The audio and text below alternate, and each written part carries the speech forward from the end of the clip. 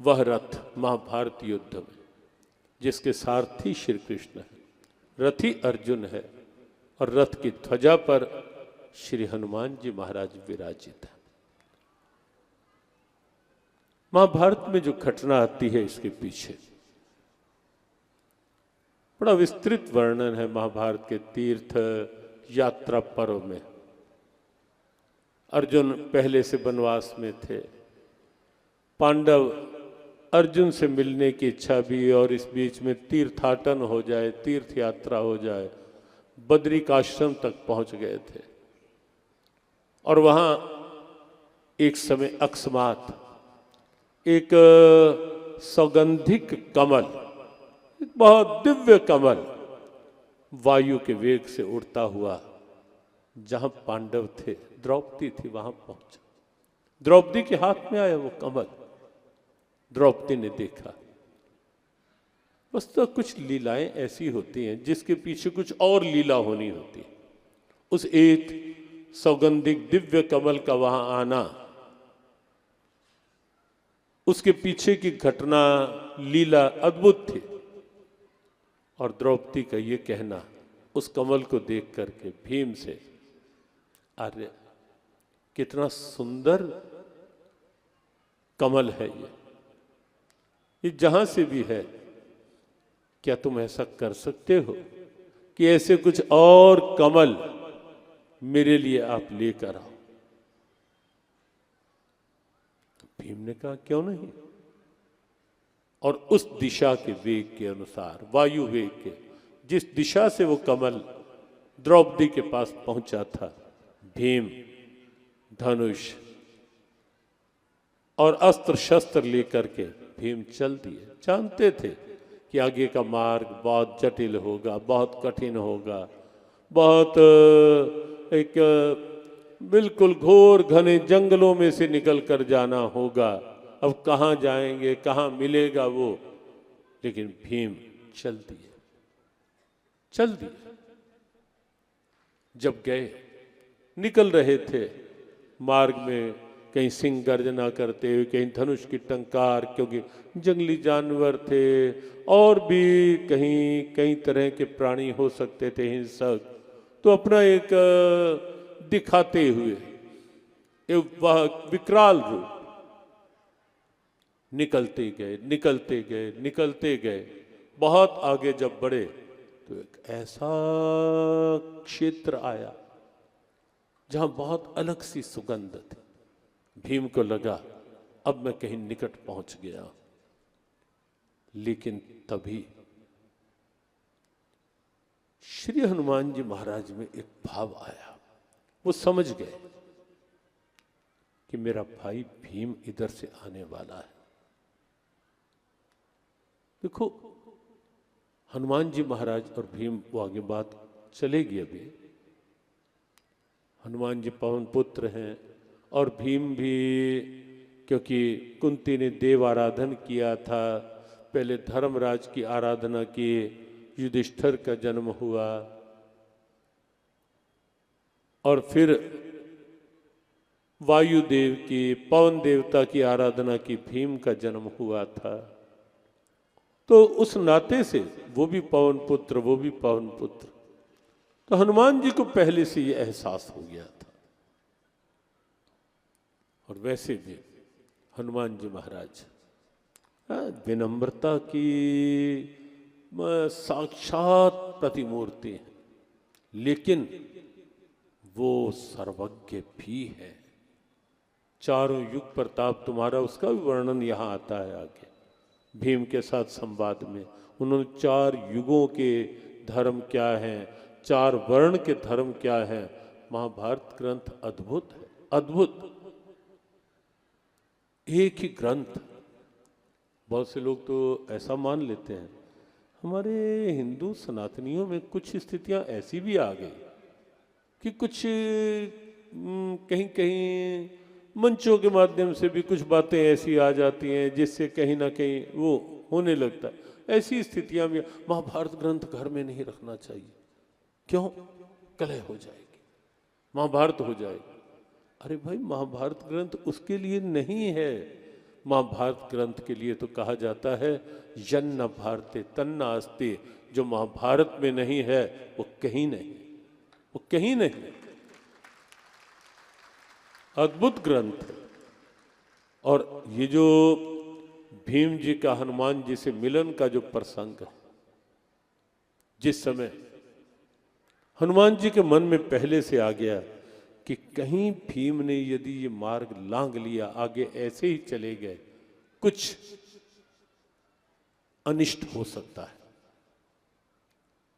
और हनुमान जी नहीं चाहते थे कि कोई ऐसा अनिष्ट हो, और इसीलिए जहां से इसके पश्चात भीम को आगे जाना था वो स्वर्ग का मार्ग था।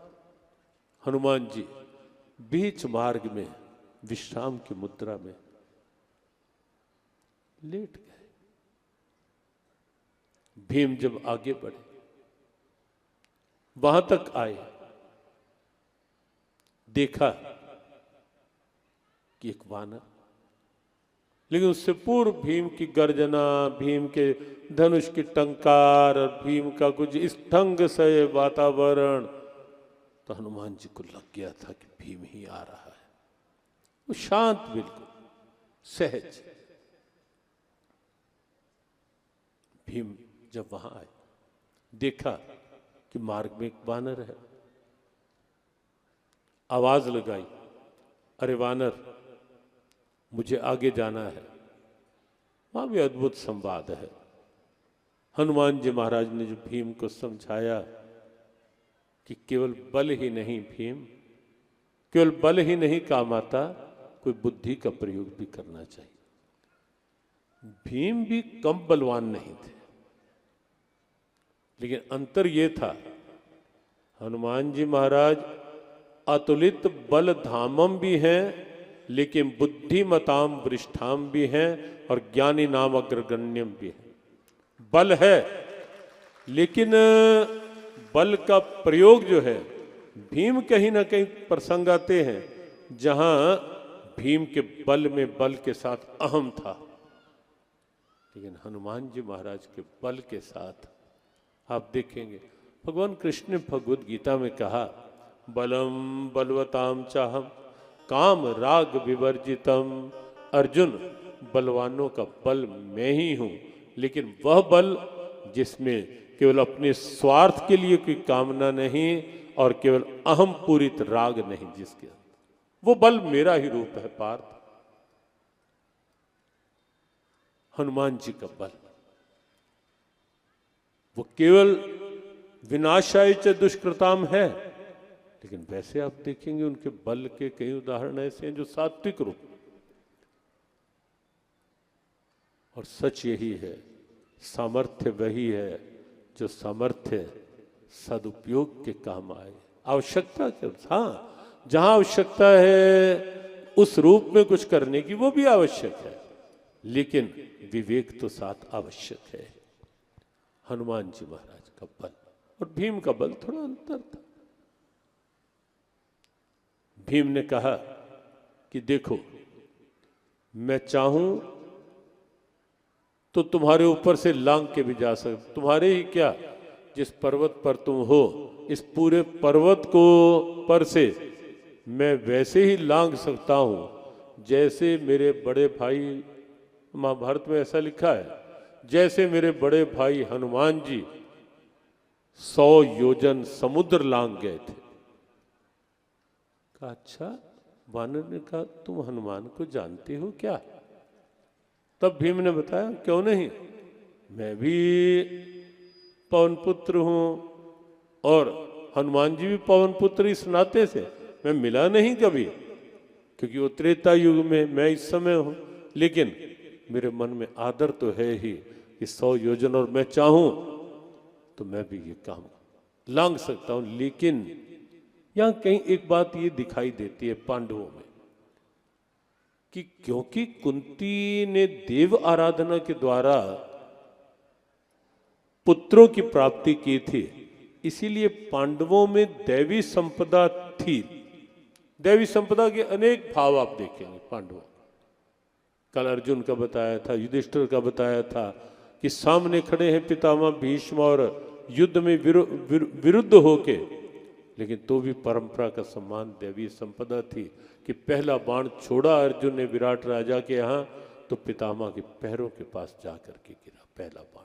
विराट पर्व का प्रथम प्रसंग है कि अर्जुन ने पहला बाण जब छोड़ा विराट राजा के यहाँ, तो जहाँ पितामह और गुरु द्रोण थे उनके चरणों के पास गिरा, अर्थात युद्ध की भाषा में प्रणाम भेजा। और ये भी लिखा है कि जो दूसरा बाण छोड़ा वो उनके कानों के पास होकर निकला कि 13 वर्ष के बाद देख रहा हूं आपको, आप कैसे हैं, युद्ध की भाषा में कुशल क्षेम भी पूछी। ऐसा भी तो परंपराओं का सम्मान कहीं ना कहीं देव, लेकिन कौरवों में वो कुछ नहीं था। और इसीलिए कल आपने जो संकेत किया था कि 5 पांडव 100 कौरव, एक भी नहीं बचे, और 5 पांडव महाभारत में एक भी नहीं मरे। कहीं ना कहीं वो ये स्थितियां काम करती हैं। तो यहां भीम ने कहा कि मैं चाहूं तो लांग सकता हूं, लेकिन मर्यादा नहीं कहती कि मैं इस रूप में किसी प्राणी के, क्योंकि सबके अंदर सर्वशक्तिमान परमात्मा है, मैं इस रूप में लांगू। मेरा निवेदन है कि आप मार्ग छोड़ दो मेरा। हनुमान जी ने समझाया कि आगे जाना उचित नहीं है, आगे बहुत अनिष्ट हो सकते, कठिनाइयां आ सकती हैं। लेकिन भीम संकल्पित थे। कहा, बहुत क्रोध में भी बोले, कहा रे वानर, हटता है या हटाऊं? हनुमान जी ने बड़ी विनम्रता से कहा, भाई मैं बहुत बूढ़ा हो चला हूं,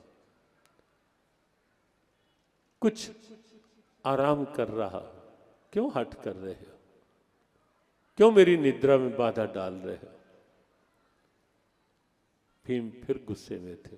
कहा, अच्छा मैं रुग्ण भी हूं, वृद्ध भी हूं, एक काम करो, तो मेरी पूंछ को पकड़ करके, यहां भीम के बल का अहंकार तोड़ना था हनुमान जी को। और ऐसे कई प्रसंग हम कल के उसमें सुनाएंगे जब हनुमान में गीता की बात आएगी, क्योंकि स्वयं के अंदर अहम नहीं है। उन्होंने कईयों का, अर्जुन के बल का अहंकार भी तोड़ा, सत्यभामा के, और कई कल उसको बीच में चर्चा में लेंगे। लेकिन यहाँ भीम के बल का दर्प चूर करना था। कहा, ऐसा करो, मेरी पूंछ पकड़ करके मुझे एक और कर दो, रास्ता ले लो। भीम हंस पड़ा, कि ये कौन सी बड़ी बात है, अभी कर देता हूं। और पहले भीम ने बाएं हाथ से सोचा, पूंछ हिलाता हूं, काहे को अधिक बल प्रयोग करना।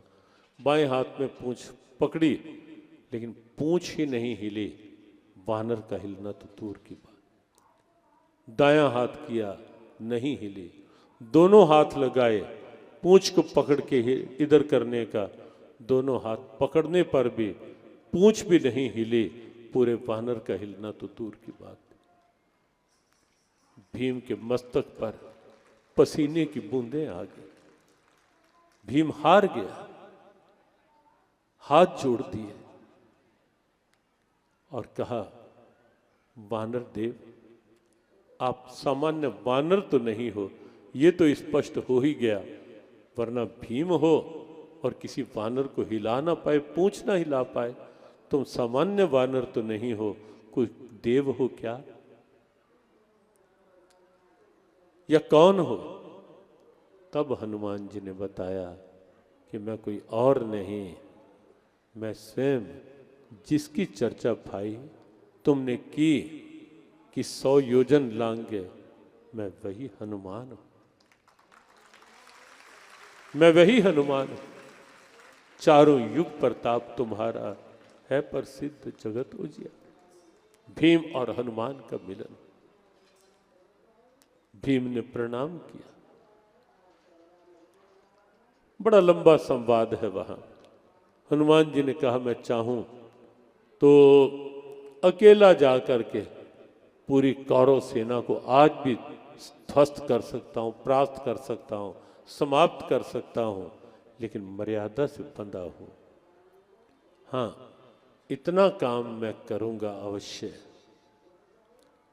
कि क्योंकि महाभारत युद्ध में अर्जुन उस रथ पर अर्जुन को होना है जिसके सारथी स्वयं भगवान कृष्ण हैं। मैं उस रथ की ध्वजा पर विराजित रहूंगा और अपनी गर्जना शंखों के साथ मिलाकर यह समय समय में और रूपों में मैं कौरवों के हृदय पस्त करता रहूंगा अर्जुन के रथ की ध्वजा पे रहकर। तो ये महाभारत के अनुसार वो प्रसंग है जहां गीता में हनुमान आए, अथ व्यवस्थितान दृष्टवा धार्तराष्ट्रान कपिध्वजा, ये 20वां श्लोक है और 19वां श्लोक इसका प्रमाण है कि जब भीम अर्जुन के शंख बजे तो कौरवों के हृदय केवल शंखनाद से विदीर्ण हो गए।